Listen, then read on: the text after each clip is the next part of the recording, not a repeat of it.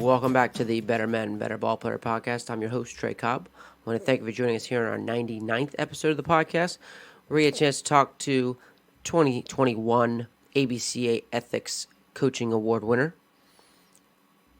former legendary coach at Horatio High School in Arkansas, and current head coach at the University of Arkansas at Rich Mountain, Coach Lance Spigner. Coach Spigner, like I said, is the current head coach at Arkansas Rich Mountain. This is his third season. He started his season just recruiting. Then they played a season, which was last year, and then he's getting ready to start year 2 here very shortly. And year 1, there was the first program. It's the first. He's starting the program brand new. He led the Bucks to the Plains District Championship runner-up. So he made it to the district championship final game. And before that, he was the Horatio High School head coach. He was there for 28 years in the state of Arkansas. Was 3-time ABCA region champ. He's won 18 conference championships in 28 years. 10 regional championships. Was Final Four in the state 14 times. 5-time state championship. Over 500 wins. Was also one time the teacher of the year at the high school. Coach Spigner, you'll hear, has a huge competitor, is very detail-oriented, and just has a huge passion for the game.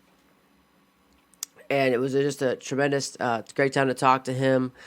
We touched base on a bunch of things, but this one, if you're ready for some drills, you're ready to implement some things, to have more things, like as Coach Spigner talks about, having them inside your toolbox, this is what you want to hear. We just roll. For those guys who saw him at the ABCA and things, he continues to go off of them, and we hear more of it. It was a great baseball conversation. So if you love drills, you love talking shop, this is it, man. Coach Spigner, that's what we did. We rolled on it, and once we got rolling with what we want to do and how we compete, we were talking, and we just rolled. So from catch play all the way to team defense, and how we're able to compete and bring in variety. Those are the two big things he likes to talk about in practice. So we're going to touch base into that. Before we do, I guess got to give a big shout out to our sponsors, our guys at Netting Pros, Will Miner, and our guys at Netting Pros. Netting Professionals are improving programs one facility at a time. Netting Professionals specialize in design, fabrication, and installation of custom netting for backstops, batting cages, dugouts, scoreboards, BP screens, and ball carts. They also design and install digital wall padding, windscreen, turf protectors, dugout benches, dugout cubbies, and more. Netting Professionals continue to provide quality products and services to many recreation, high school, and college fields, facilities, and stadiums throughout the country. Contact them today at 844-620-2707 or info@nettingpros.com.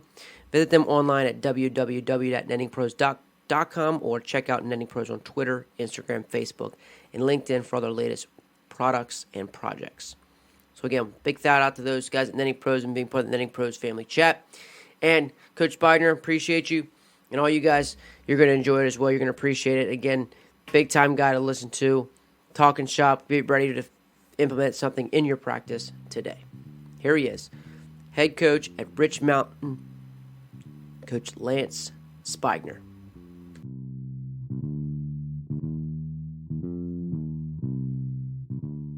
Well, one thing I said that day, and I really believe this, it's not false modesty or anything like that. I've been surrounded by really good people throughout my career, from my administration, but especially to the guys that I've coached with and the guys that I've coached. And they, when the people around you set the bar high and you don't want to disappoint them, it's easy to do the right thing or to have ethics when you're surrounded by good people. And I honestly believe that, besides the way that I was raised, that the people that I've been around throughout my career have helped me do things the right way. So if there are ethics there, that's a large part of it. Now, the second thing I think is just, coaching is a relationship game, and just having good relationships with other people. I joked around a little bit when I got back. When somebody would send me a congratulatory text, or I would talk to somebody, and I would joke around that, well, I guess they didn't talk to any of the umpires that I've had through the years. Well, they And it was really, it was a joke because I've had really good relationships with the guys who've umpired our games and the guys that I've coached against. And I think that's a big part of it too. It's just, this is a relationship business. I mean, besides the relationship with the student athletes we have, just with the other coaches and just everybody you come in contact, umpires, people that take care of the fields, all that kind of stuff. And that's, to me, those are really the two big parts of it. How do you, how do you be intentional about those things? I should say, like guys hear that all the time. So what are some of the strategies you do to help build relationships like with those people? You just try to treat everybody with respect. My dad was a coach. My dad and I are kind of opposite people. He's an extroverted people person. I'm more the opposite side of that spectrum. I'm kind of more of an introverted person. But it's still, I was taught, and it's just treating people with respect and the way that you want to be treated. That's one thing about it. It builds solid relationships. People know they can trust you.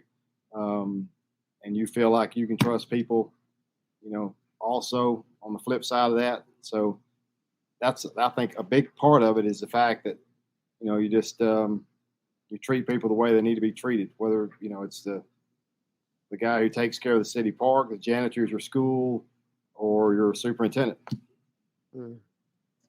And I guess the coaching side of me as well, like thinking about how do you pour that into your players, and do that in your players. Like, so I'm sure treating people and treating respect how are you pouring that into your players and expecting that from them as well? You read all the time or just you hear now that you can't fool your players. I mean, they're, especially in this day and age, their antennas are up. They know what's real and what's not. And I honestly believe that. I mean, you got to anything, and anything like this, I think needs to be modeled. You can tell them one thing, and if you're not modeling that behavior for them, you're not going to get the buy-in, and it's, you're not going to get what you're looking for out of your players, your team, just the people around you.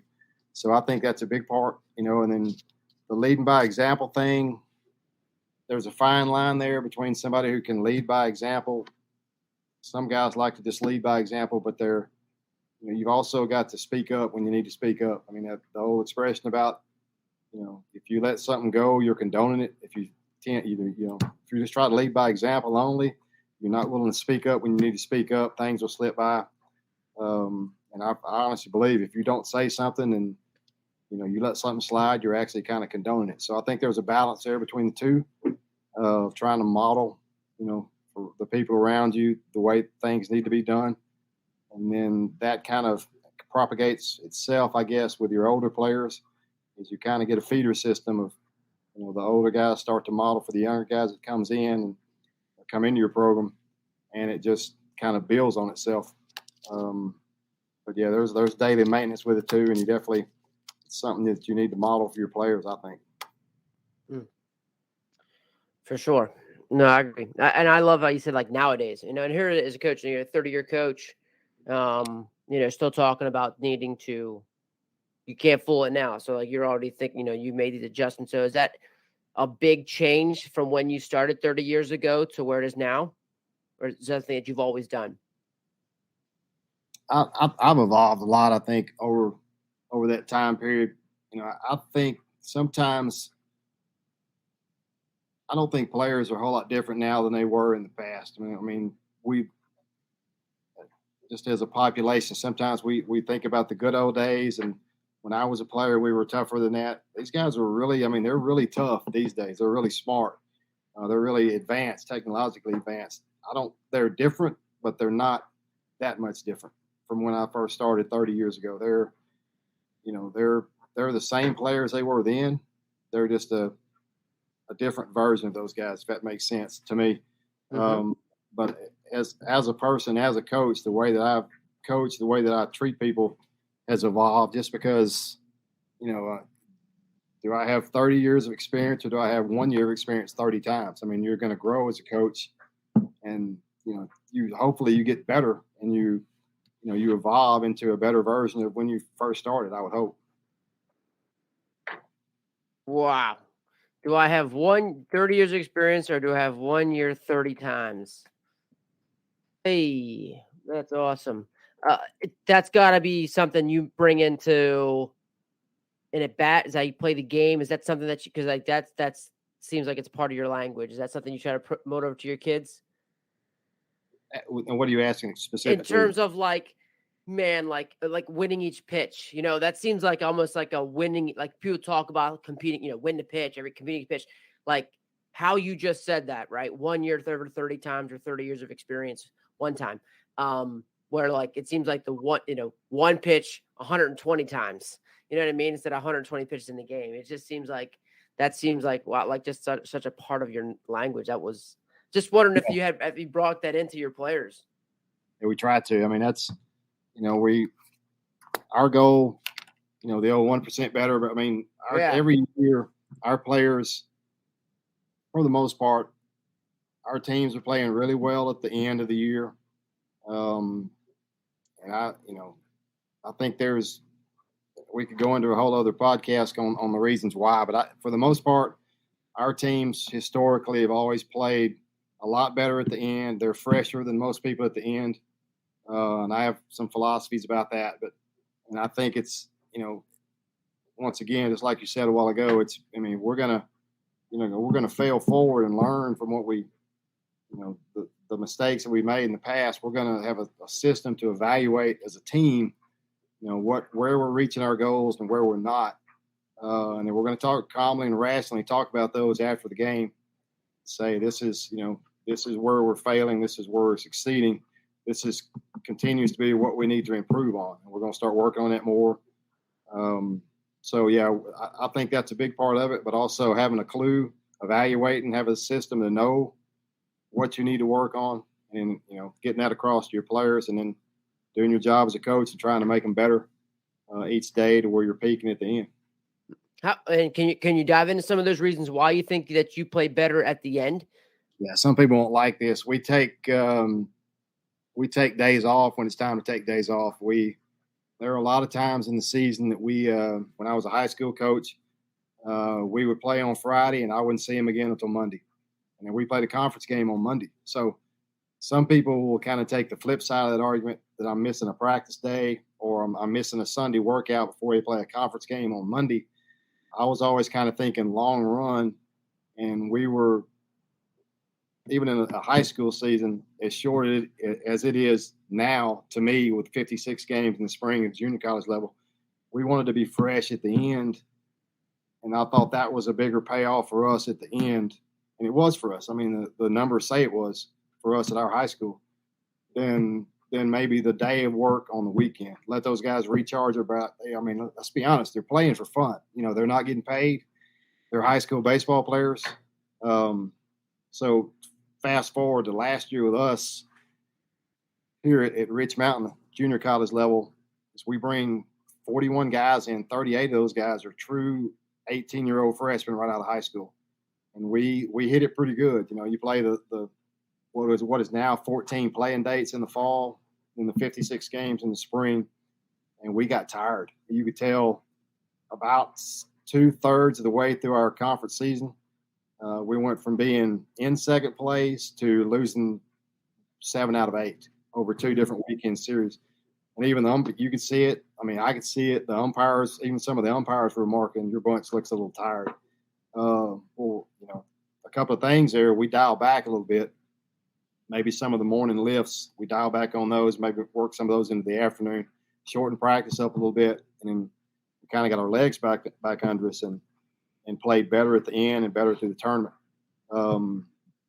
But you could tell we kind of hit a wall at one point, and we had to back off a little bit.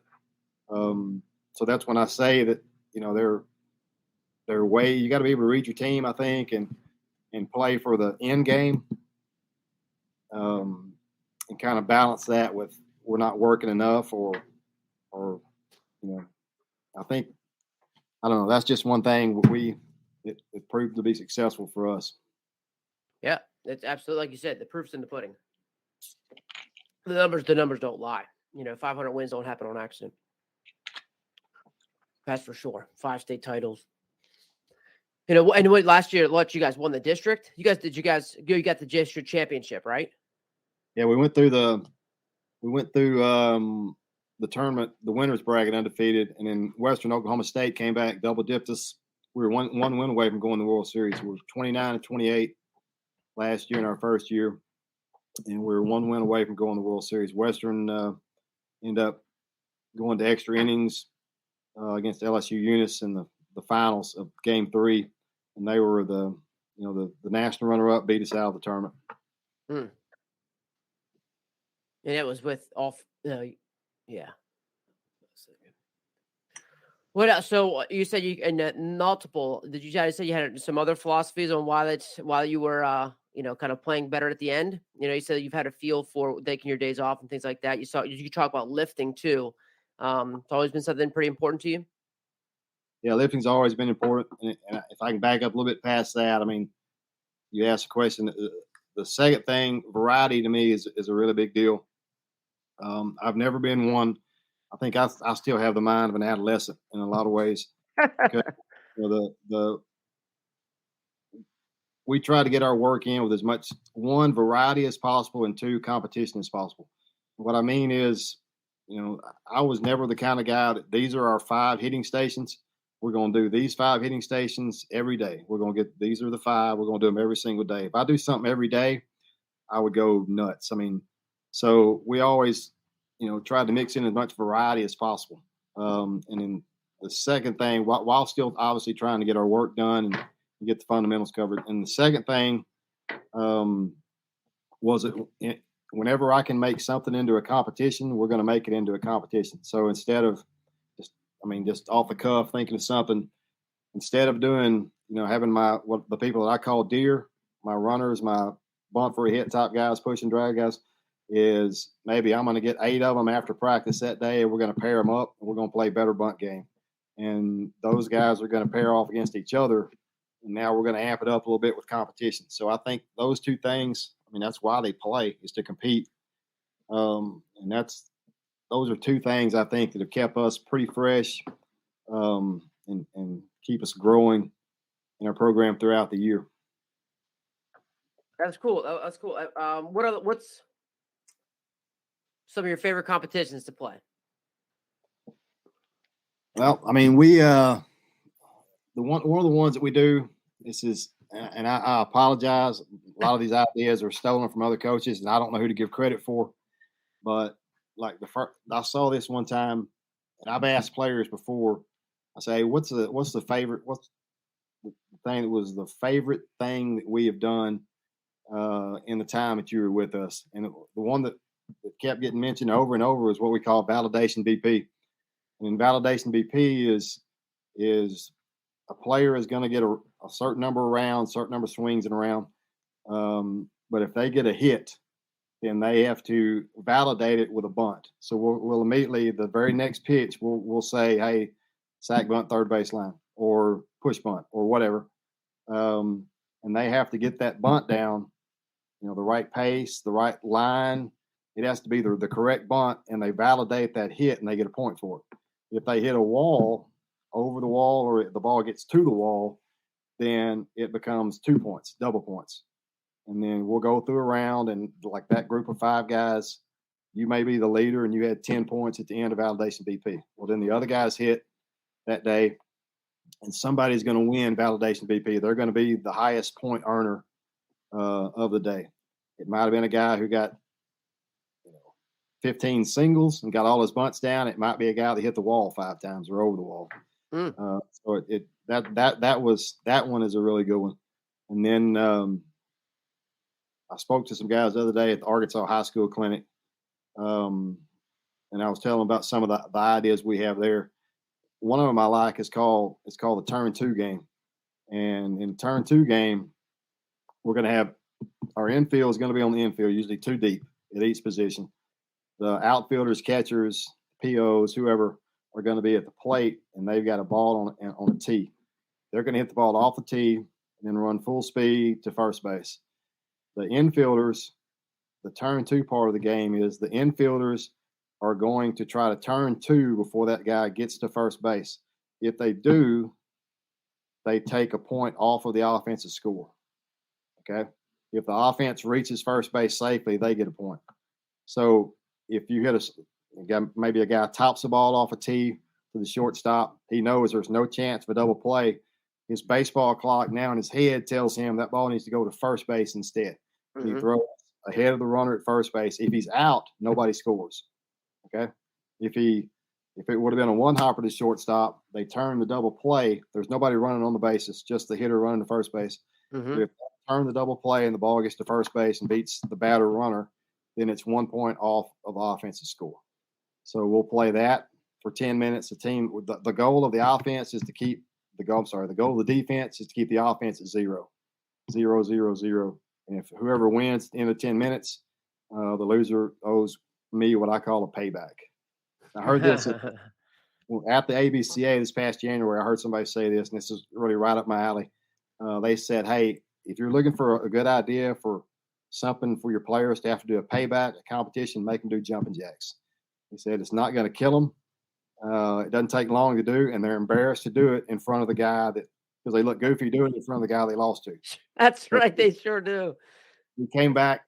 Now we immediately, our paybacks became, hey, losing team has 25 jumping jacks or something like that. And they're right. I mean, they don't like to do it. Other teams kind of laugh at them when they're doing it, and it's not something, you're not killing them. It just makes it a little more fun for everybody. That's cool. And so are you competing against are the two infielder teams competing each other? I didn't say that. If the infield is competing against the infield is the defense, and they're competing against the offense. If the guy at the position makes an error or makes a play, the other guy hops in and takes his spot. So I forgot to say that. So if I'm making all my plays, I stay, but if I don't, I go out. Is that what you're saying? Either way you want to. We do it a lot of times where if you make a play, you step back and the other guy steps in. Or you can also do it to where the other guy gets to step up only if the first guy makes an error. Yeah. Or allows the other team to have a point, or the offense to have a point. No, I get those are payback, and if not, those are payback. Yeah. Nice. What if that's cool. I'm just thinking that's cool. That's cool. So the turn 2 game, the validation BP. So are those like staples kind of in your program? They are. They're and the better bunt game. Yeah. Those are two of our, one of the staples of our competition. We'll usually come out. When we come out of warm up, our first part of our team session together, I call them bridge activities, just for lack of a better term. So it's something that gets us probably the team defense. So out of warm up, 2 team defense. Now, real quick, I'll tell you 2 things we do there. Another couple of competitions is live base running versus pitchers and catchers. And then we also do a deal push out, drag out. So live base running versus pitchers and catchers is we actually put all of our deer type base runners at first base, and we put throw down bases behind first base. So we'll have a couple of throw downs back there. Those guys are making their way up through the line from throw down base 1 to throw down base 2 to on deck to running live.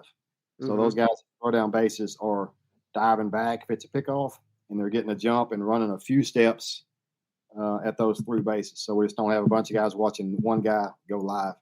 When the guy steps up to the base, he's going live, and he's actually trying to run against our pitchers and our catchers. So instead of just getting pop times with a stopwatch, 2 days a week or so, we're actually throwing live to second base.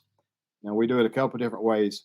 We put a couple of cones by second base, just kind of for safety, where sometimes we just run through the cones instead of sliding in. And then sometimes we do slide. If we're ever sliding in, is we pull the real base out and put a throw down base on the ground in case somebody slides late and they don't jam or break an ankle or something like that. So I think it's a slide. We just don't slide all the time. Like I said, sometimes we just run through the cones and the infielder catches the ball and then tags the ground. So we've got pitchers on the mound. We got catchers in gear at home plate. We've got first basemen that aren't runners holding the runners on first base, taking the pickoff throws. We have our middle infielders. They all throw their gloves down somewhere in the grass in front of second base on the infield. And then somebody starts and receives throws until another middle infielder comes to second base, and they switch off, and that guy goes back to run in the base running line. Hopefully, Yeah, all most, those are right. runners. Hopefully, middle infos are deer. That's right. Yeah, that's good. And then push out, drag out is kind of similar. We take once again, the deer type guys at home plate, and we have first and third baseman, pitchers on the mound, first and third baseman only. We don't let the second baseman play in this, and we only let the catcher field a bunt if it's inside the dirt circle. And then it's coach pitch, and the pitchers, model his delivery, mock delivery up. They will throw to the plate, and our bunt for a hit type guys are either pushing or dragging, and those corner infielders are playing it. We do that for about 5 minutes. It's really good for our short game as far as the offensive side, and it's really good for our defenders, corner defenders, actually playing bunts. And it's good for the pitchers on that push bunt path, trying to cut that ball off on their way to first base. Mm-hmm. Even the rotation on third base side as well. Mm-hmm. Then go. So are you? All the plays are at first base. I'm not doing anything with the second. Like you said, you're taking not more about them. Everything's at first. Right. Yeah. It's a push and a drag game, so it's base hit for bunt anyways. Yeah. Gotcha. All right. Very good. So those are the bridge activities. Those are cool. So like, and it's like, like Jeff Sherman I don't know if Jeff Sherman toast at Marcus in Texas talks about the jungle. That stuff's jungle stuff right there too, man. It's playing it live. And like you said, not just sitting there with a stopwatch, this and that. It's actually live getting rolling. Right. This is great for team offense. Really you're bringing everything into it. You're bringing team defense and offense into it. Awesome. Oh, great stuff. And so rolling in with that, man, like this is great. Like this is awesome. Then rolling into team defense. Team defense, you get a lot of sometimes simple, like, are you competing in most, are you trying to compete with team defense at all? Yeah. There are a lot of ways we do that too. One of my favorite drills, my new favorite drill on team defense, there was a University of North Carolina staff put out a DVD not too long ago, and it had something on there they call the fundamental drill that we've been doing for about 3 or 4 years now. And on fundamental drill, there are 4 rounds. The first one is going to be a PFP. So here at Rich Mountain, our POs are in line. They'll sprint out to the mound, and these 4 things happen 1, 2, 3, 4, and you repeat 1, 2, 3, 4 until you reach the end of your practice time or you're satisfied with what's going on. So the first thing is a PFP, and then we're going to hit a ground ball on the infield. Then the third pitcher runs out. He's got a ball in his hand. We run one of our pickoffs. And then the fourth thing is a ball to the outfield. So let's go back through it again. So pitcher's on the mound. The first thing is PFP. And it may be we may hit a ball back to the mound at him. So now it's going to be a running flip on a 1 to 3 feed for a putout. All right. As soon as that's over with, I'll hit a ground ball on the infield. And what I will do is I've given them a time. We're working on the stopwatch. Or if I'm going low tech that day, our guys know it's going to be 4 Mississippi. And as soon as I hit the ball off the fungo, I'm going to go 1 Mississippi, 2 Mississippi, and they're going to feel the ball. Or it may be, we're going right-handed batter, 4-3 or less. 4-3 or more, he's safe at first base. Or we're making that play. So we either stopwatch or just with a simple 4 Mississippi count. And then the third thing is the pitcher goes out, and we'll call and run one of our pickoff plays, defensive pickoff plays. And then finally, I'll yell to the outfield where the runners are. I may say first and third, 1 out, first and third, 1 out, and we hit a ball into the outfield. And then we just repeat that. We really like that. And then this past October, we kind of modified that. I guess it would be like fundamental drill 2.0. So we've added 2 things to it. We added a catcher play. We wanted to get more action out of our catchers while this was going on, besides just saying, get over there on a PFP or taking throws at the plate. So we added a catcher play, and then we added a time double play in there too. So it became 6 things for us. PFP, time ground ball, pickoff play, catcher play, time double play, and then ball to the outfield. So the 4 things became 6 for us this past fall. So that's my new, as far as team defense, there's not necessarily competition there, but that's my new favorite team defensive drill that we do, just because you cover so much, good stuff in a short amount of time.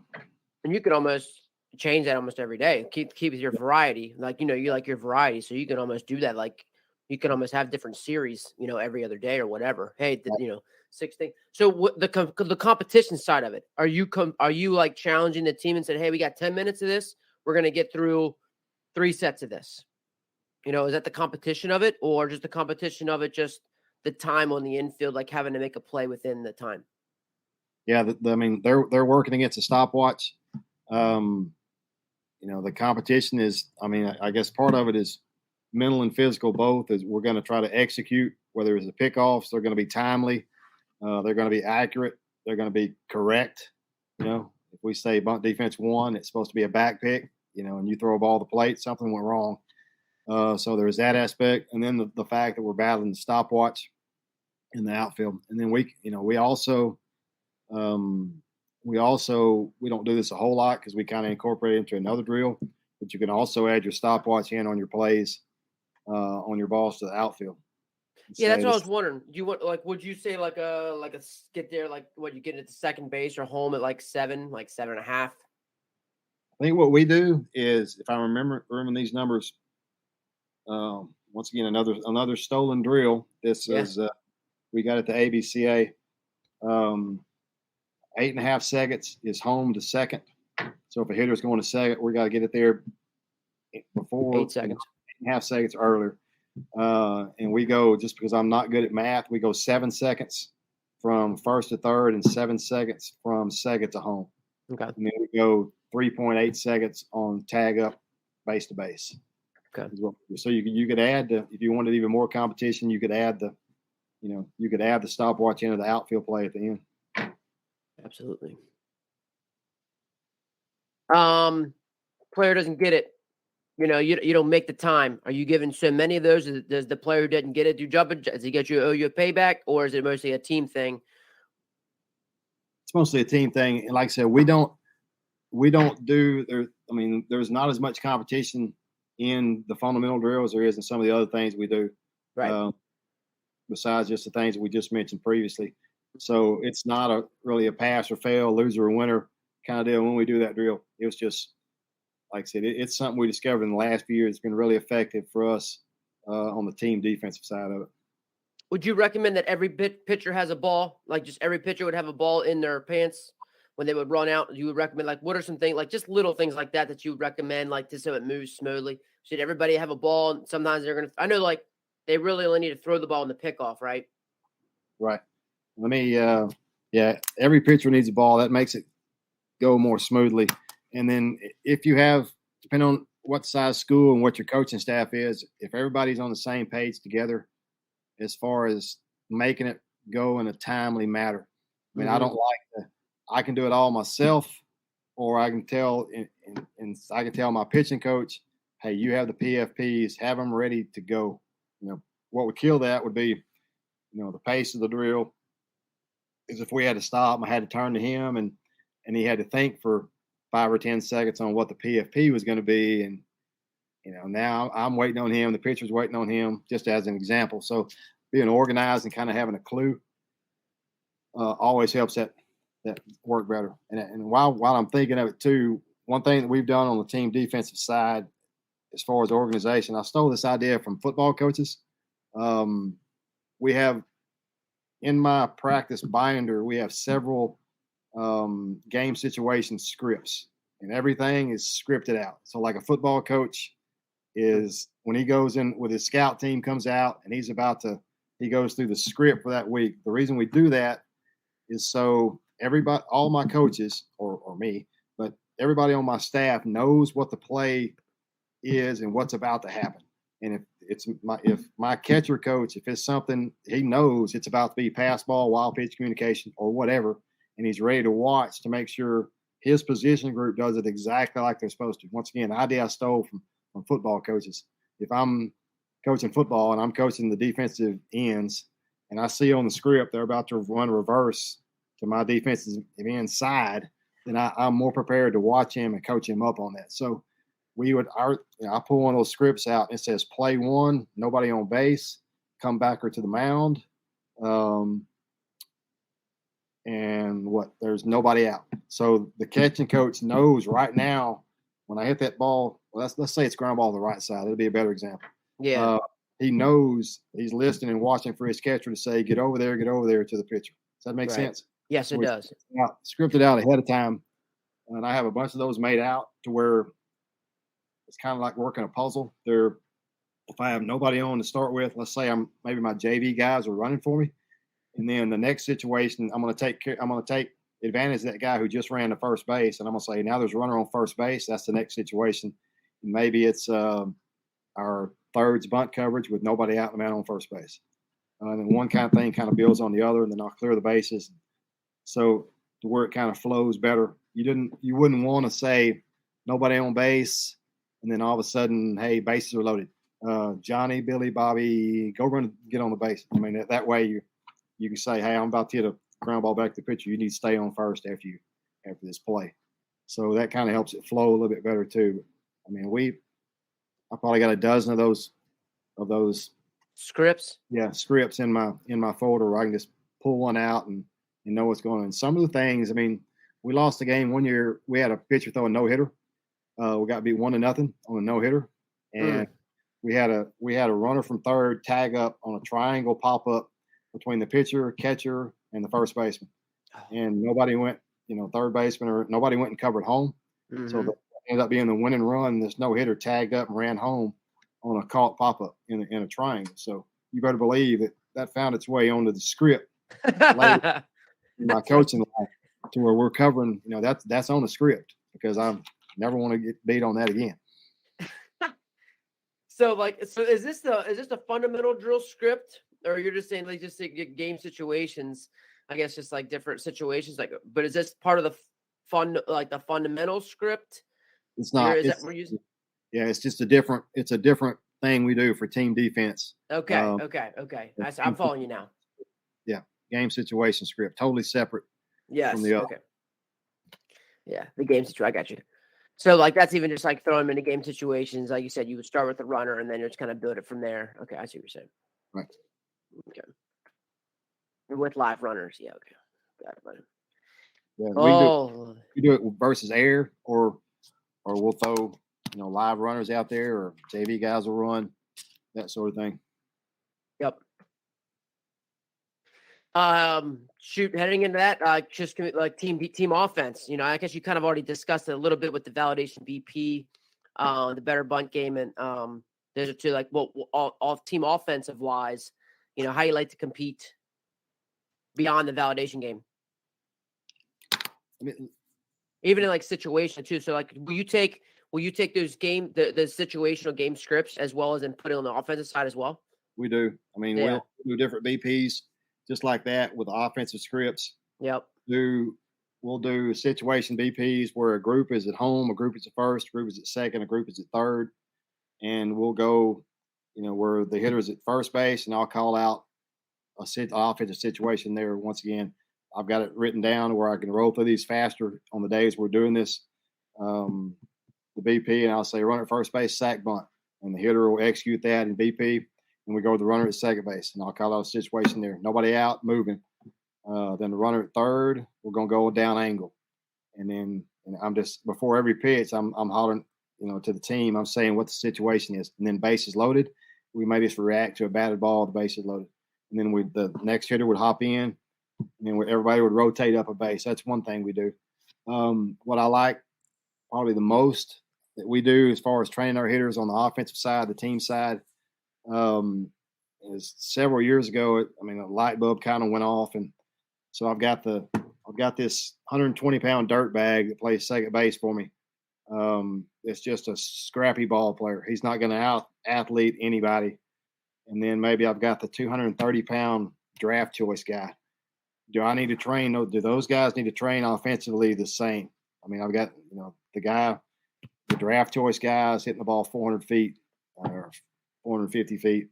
And I got this other kid. So, I got to thinking these guys don't need to be trained offensively the same.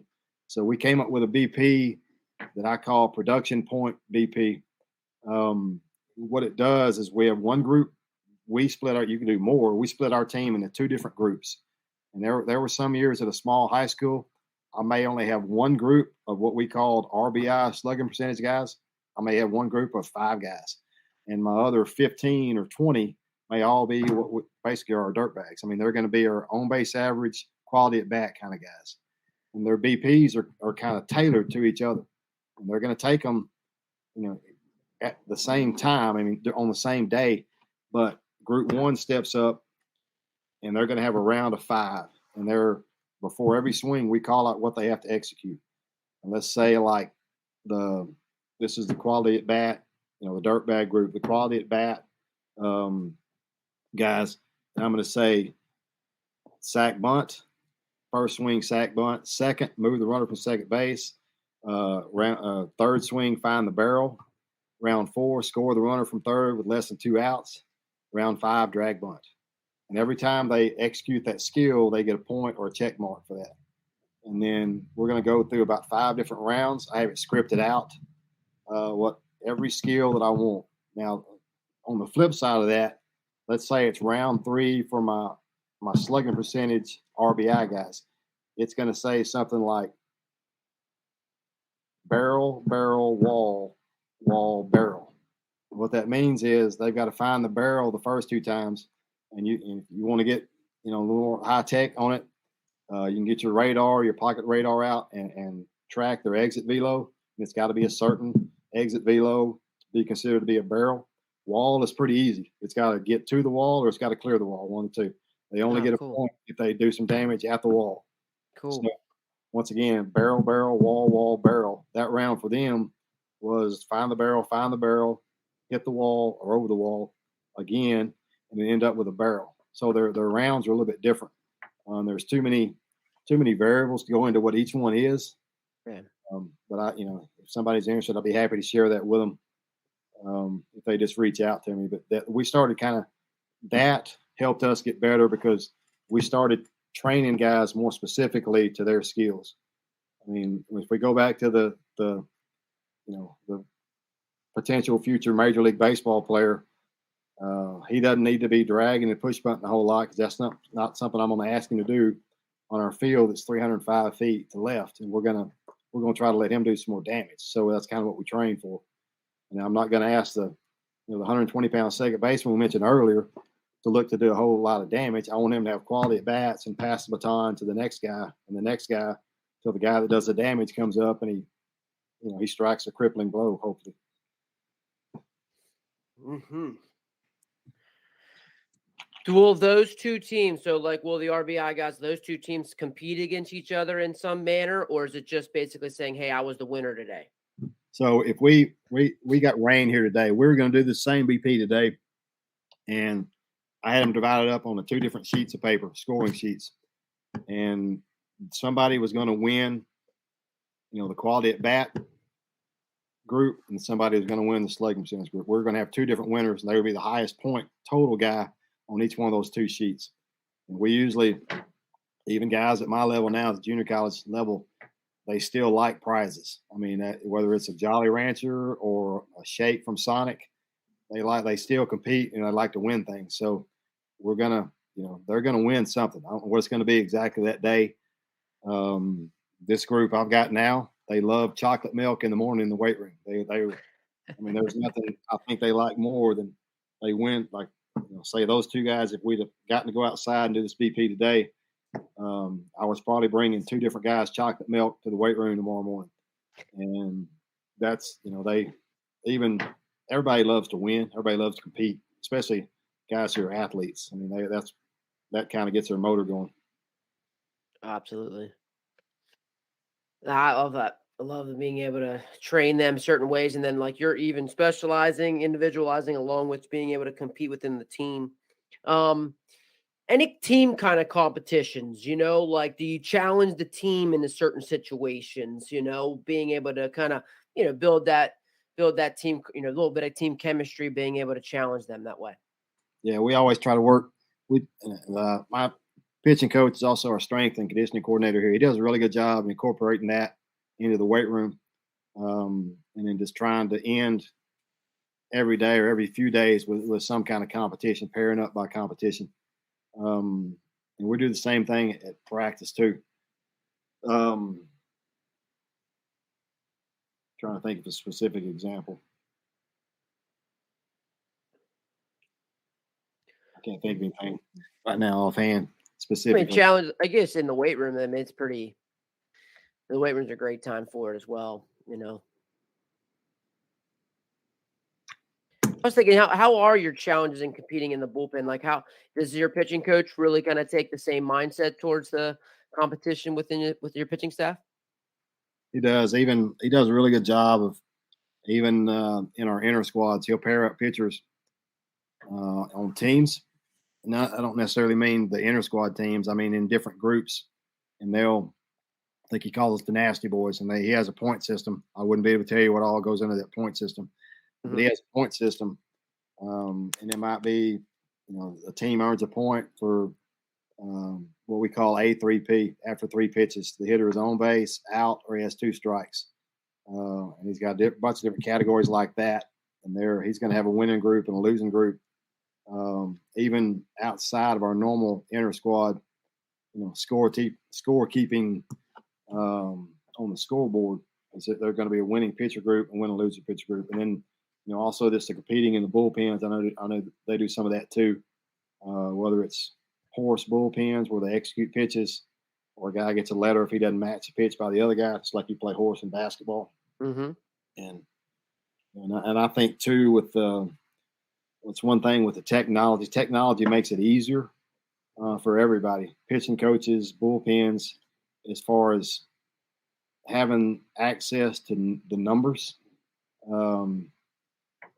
He does something similar to this, I know, with the bullpens, but we break out the Rapsodo unit or the pocket radar, and like on one of our inside stations, and the guy's got a, he has to name his velocity in the cage, exit velocity in the cage, and we try to tell them that it's going to be within 10% of what your normal max, your measured max is. So if my measured max exit velo is 90, 10% of that is 9. So I've got to hit the ball 81 miles an hour on my exit velo or higher, or I may lose my turn.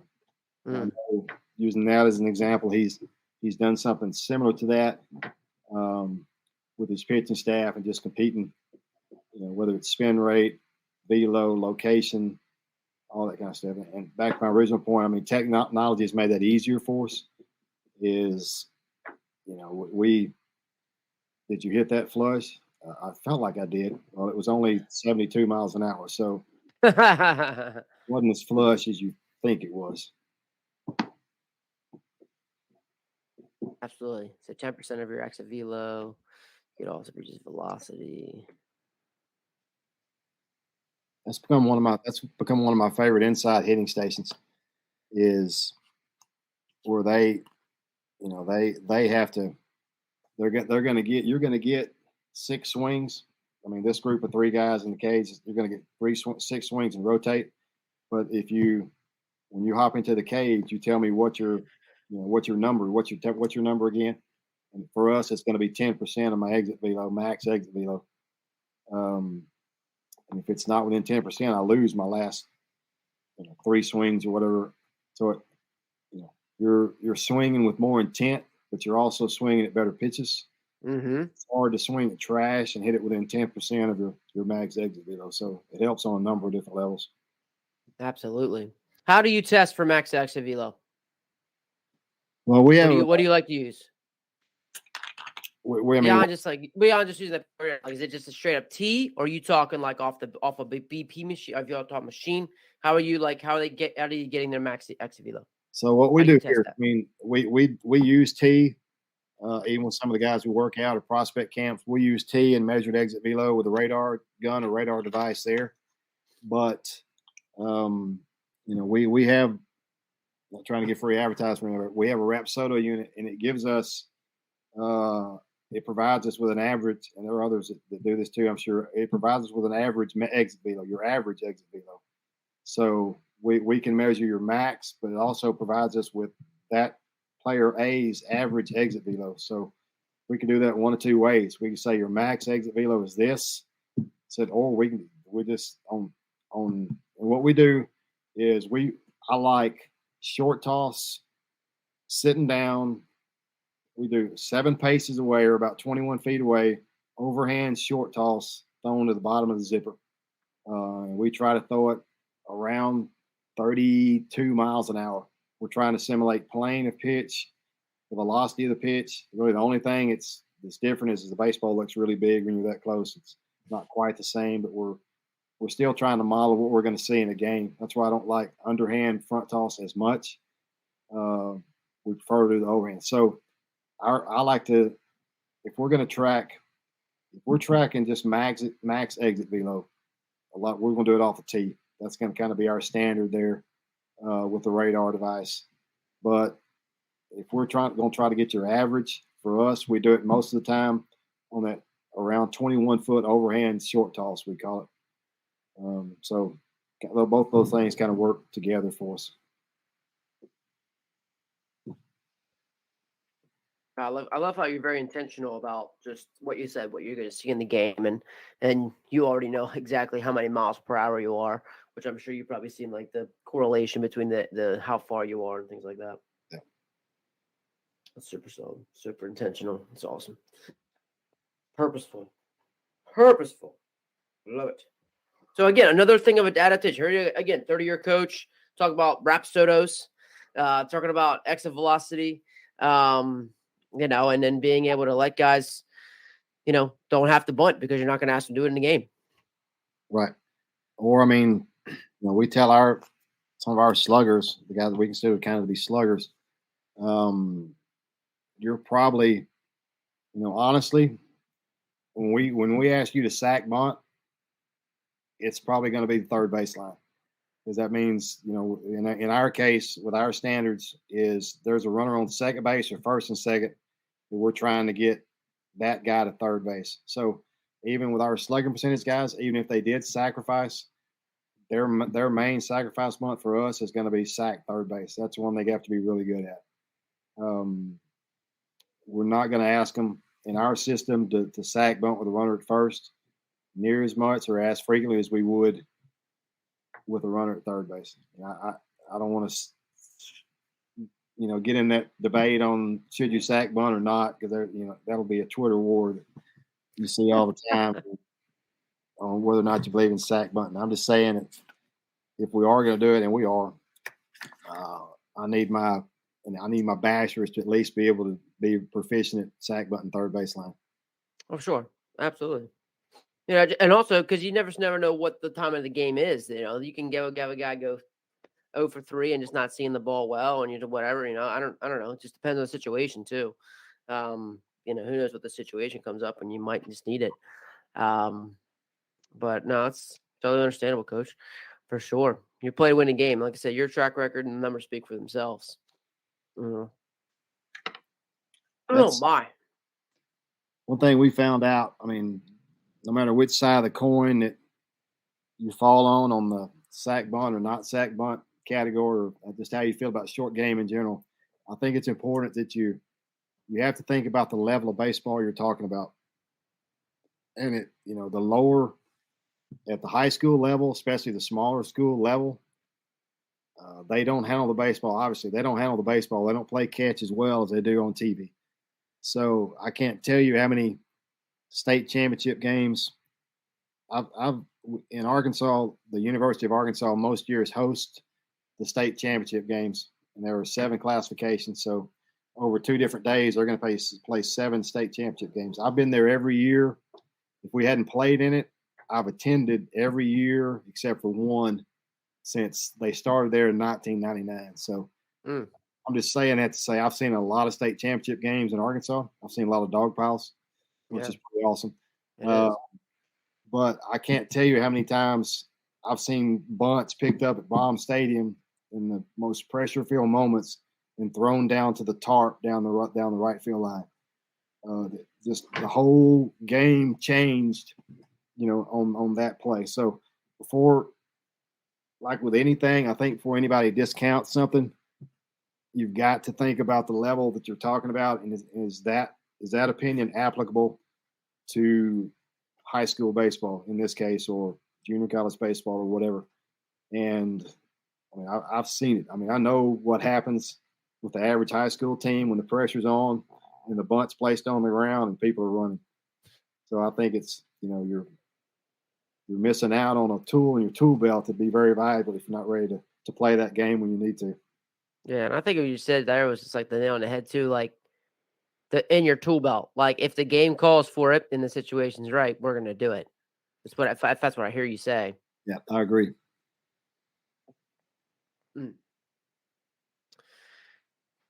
In terms of bunt, so like your bunt game, could you get in detail us out a little bit more than that? Is it just a matter of like cones, points, like you're just giving a point for like execution, or is it a point for basically different placement?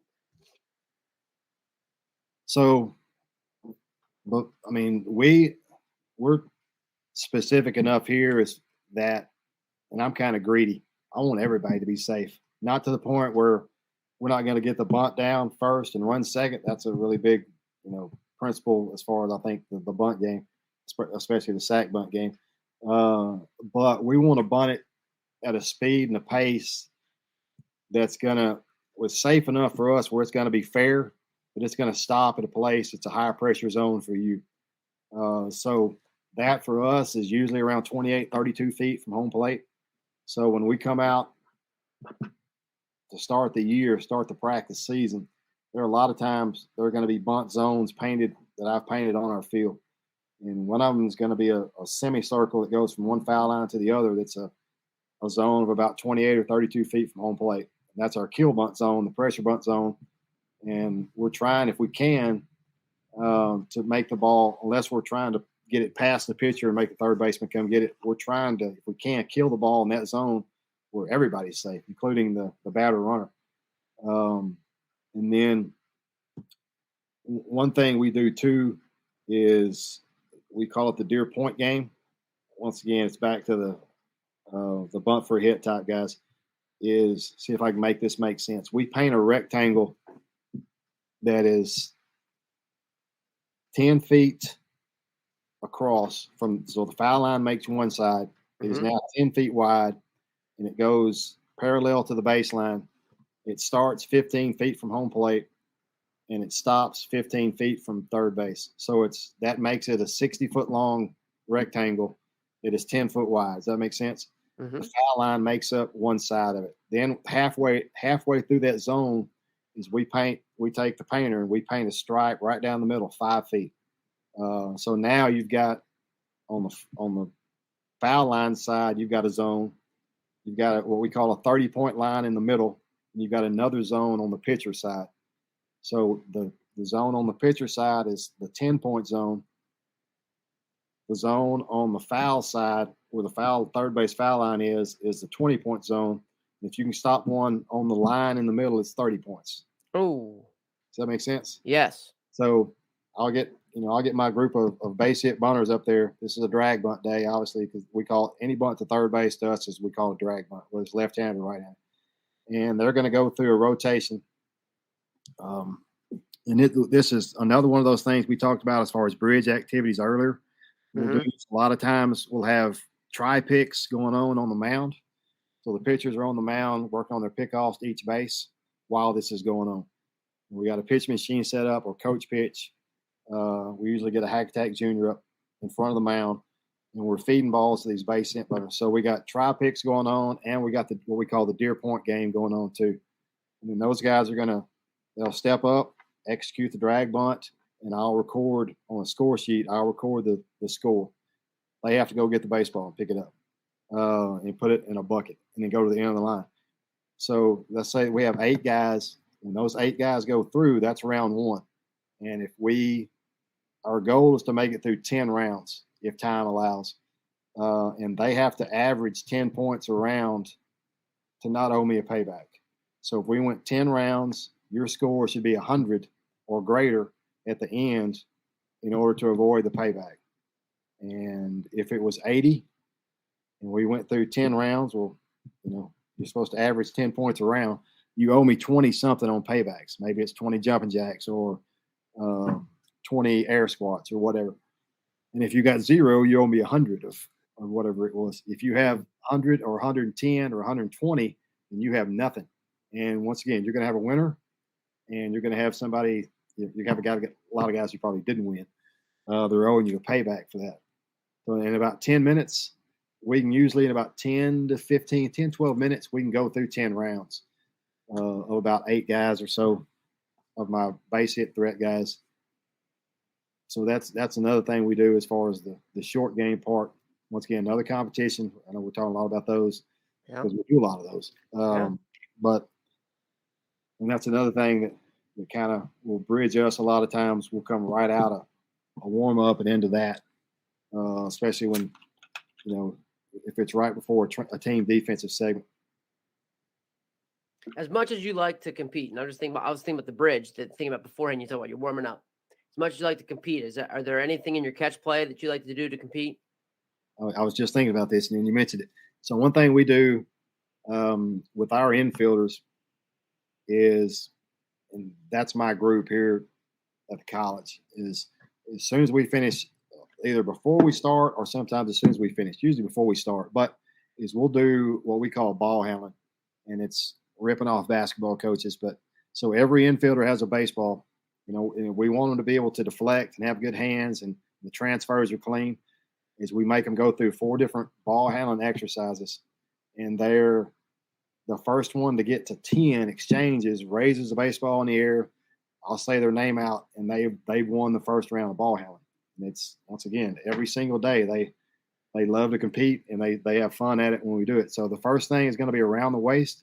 So I've got my glove on, my ball in my hand, and I have to go behind my back, put the ball in my glove, bring it to the front, take the ball out, and I go around my waist like a basketball player 10 times, raise my glove up, and I'll say Johnny or whoever, and Johnny won the first round. He'll cheer. Everybody else will kind of groan. Then we'll go to the second one's around our knees. We just bend down, do the same thing around our knees, and then it's hard to explain these on a podcast, but the third one is figure 8. So like a basketball player would take the basketball between his legs, figure 8. Yep. Do that for the baseball. But we have to, it's not a throw behind your leg and carry it all the way around. Is we throw it, catch it, take it out, throw it in front of the leg. Let's say it's a right leg. I'm going to throw it behind my leg, reach around, take it out, throw it in front of my leg. Now I catch it behind the left leg. So it's not just wrapping around. And then the fourth one is scissors. And it's the scissoring action of my feet jumping back and forth. And every time I scissor, I'm transferring the ball between my legs. And once again, I'm counting 1, 2, and when I get to 10, I raise the ball in my glove up, and there's a winner. So that's one thing we do with the catch play. 2 other things we do that I really like a lot, especially when I was at the high school level. The first one is called the 25 ball drill. Mm-hmm. And the second one is just a star drill, which I got off one of those Tom Amansky tapes back in the dark ages. Oh, my, yeah. I started coaching. So the 25 ball drill is the infielders or whoever, catchers can be in this too. We're going to get in 2 groups. Let's get about 90 feet apart on the high school level. And we're going to we're going to throw the ball. So a line of people, and there's one person in front of each line.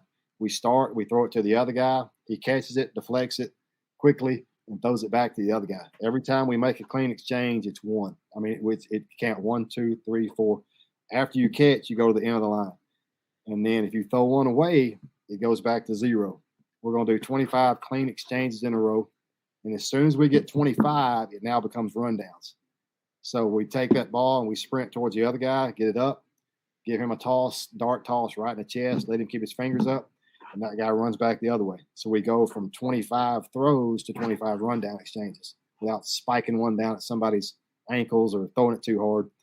Anytime we go to once we clear the throws, what I do is now we're only working on rundowns. If you want to be a hard nose about it, right. Go all the way back to 0, back up, do throws again. You can do that too. So we do the 25 ball drill, 25 throws and 25 rundown throws. It doesn't take very long, especially if you're pretty good at catch play. It can take long if you're not very good at it. But, if you're not very good at it, you don't need to move on to anything else because you can't catch the throw yet. That's right. And then the second thing is the star drill. And they're literally, I put cones down, 5 cones in the shape of a star, make it as wide as you want to for your level of play. And the players just throw the ball back and forth 25 times. But you can't throw it to the guy on your immediate right or your immediate left. That only leaves you those two options. So, and that's really kind of the only rule. And the second safety rule is you never turn your back on the baseball. If it's thrown to him, there's a 50-50 chance it's about to be thrown right back at your line. That's true. Head turn going to the end, you get brained. So we tell them you can't throw it to the guy on your immediate right or left, and you can't turn your back on the baseball after you throw it, because if we have three guys at each one of those 5 points of the star, he's going to throw it and then back out and go to the end of the line. And then the next guy steps up. So those are really good, just catch play drills or end of catch group catch drills at the end of catch play. And then what we'll do is, like on the star drill, is if they just to kind of ramp it up a little bit more, is somebody's going to do. I'm still young enough. I'm not very young, but I'm still young enough. I can at least knock out about 20 push-ups. That's about it. So somebody's going to do 20. Either you're going to do 20 or I'm going to do 20 when you complete it. So we're going to go star drill, and if you throw it away, drop and give me 20. And then it gets really hard to play star drill after you've done about 40 push-ups. I found out, or whatever you want to do: sit-ups, air squats, jumping jacks. And then if they rip off 25 in a row, they're clean. Coach drops down and they get to count out my push-ups on that drill. So there you go. Those are two of my favorite group catch activities as far as the competition side. Oh, that's a lot of fun, man. That's a lot of fun. Kids gotta love it. They don't count. I find out they don't count very well when I do my push-ups, because sometimes our numbers are not the same. That was only 19. What are you talking about? Oh yeah. Oh, that's great. That was great stuff, Coach, man. I appreciate all you diving into all that, man. That was really, really great. Thank you. Oh man, just the competition of it, just having a great time. I love it, the variety and the competition. Just getting into all that, the Deer Point games. Oh man, it was a lot of fun. But you kind of mentioned it earlier about wanting to well, I guess, Coach, let me just and wrap it up here with this. Close all the stuff that we've kind of gone through. Is there anything that you feel like you'd like to add? Anything that you might want to just throw out there of that we didn't cover, or something that you'd like to talk about? Well, the one thing. This is one thing I say a lot, when, especially to the younger guys, especially that just started coaching. The main thing that helped me in my career, and I would suggest to anybody, is find you a mentor or mentors, as many as you can. Even after I coached for 28 years, and I got ready to move to the junior college level, which ended up being I retired in Arkansas. It's not a very good retirement plan. It's a whole lot of work, I found out. So I'm drawing my teacher retirement, but I'm also working at the college. I found mentors. I reached out to the guys I know who've been down this path before, college baseball coaches that I had a relationship with, just to try to prepare me for. I knew there was a lot I didn't know,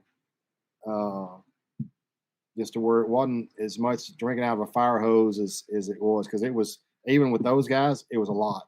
I was smart enough. I told people I was smart enough to realize that there was a lot I would not know moving to this level. I was not smart enough to realize how much there would be. There was more than I probably thought. We won't go into that because there's a lot to talk about there too. But if I hadn't had those mentors at that point, even after coaching baseball for almost 30 years, I would have been sunk starting this job. So I think it's really important as a young coach to just reach out to guys and have mentors, and don't be scared to approach guys that you may not necessarily know yet that have been successful, because baseball coaches that's one thing about this bunch. They're more than willing to help usually. It just takes having the nerve to ask somebody. So that's my big suggestion to somebody who's starting out in coaching, or a younger coach, is just latch on to some of those mentors and find you somebody to bounce ideas off of, just to kind of, to help you grow. And then the second thing is, we talked about this.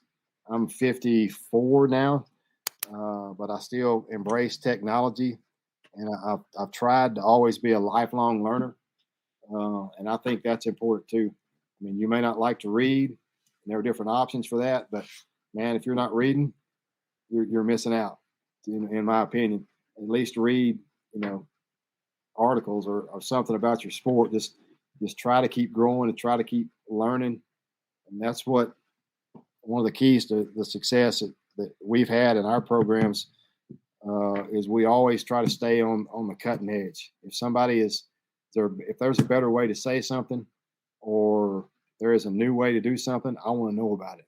And we always have to kind of be a little bit have a filter, and you're not going to be able to use everything. But I mean, I've always been the kind of guy that I want to know, and I want to be able to make my own determination on, is this something we can use or not, or is this a better way to say this or another way to say this that might get across to somebody than what I've used before. So those two things, that would be my best piece of advice that I would have for somebody who's starting out in coaching. Is find you mentor or mentors, and then just try to be a lifelong learner for everybody.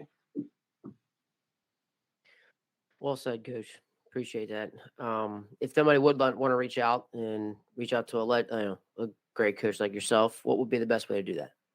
So I'm on Twitter. So they can send me a message on Twitter. Anything that I have, I'd be willing to share. Any things that we've talked about. I'm at Spigner 23. It's SPIGNER 23 at Spigner 23, and then my school email is lspigner LSPIGNER at uarichmountain.edu. If you want to reach out by email to me there, either one of those two things would be, and I'll try to get back to you as fast as I can if you have questions about anything.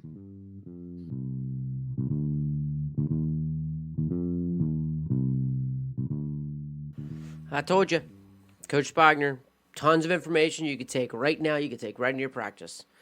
Where do you want to start? You want to start with catch play? All right, do your 25 drill. You want to go into team defense? Great. Go do your fundamental drill. You want to go to team offense? Awesome. Do the validation BP. Tomorrow you can do all those things, bring in variety, competition. Then next day, start building your stuff. You want to have something to do right now? Start building your stuff for all your different types of hitters, building their BP plan for their situational scripts. Or their situational scripts, too. It's another thing you can do. A lot of great things. No secrets. Here it is. Here's how you can get better. Here's how you can help you develop your guys. So, really nice stuff from Coach Spigner. It's phenomenal. Again, reach out to those guys. Reach out to them if you got any questions or anything.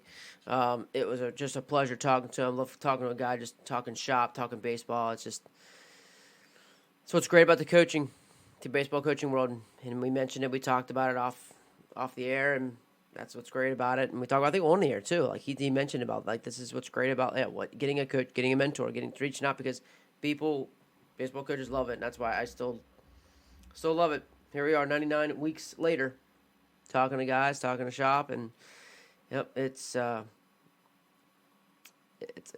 great game. It's a great fraternity of coaches that just love to share. So again, Coach Spigner, thanks for being a great example of that, and thanks to guys at Will Minor, thanks to guys at NA Pros who are helping us with sponsorship, making this happen. And feel free to reach out, give me any feedback, anybody else that loves to talk some shop, and happy to do that. And here we are, next week. Next week's 100. Next week is 100 weeks. So getting closer to 2 years, and I appreciate you guys hanging on with us here. And Coach Spigner, thanks again. And until next week, keep getting better.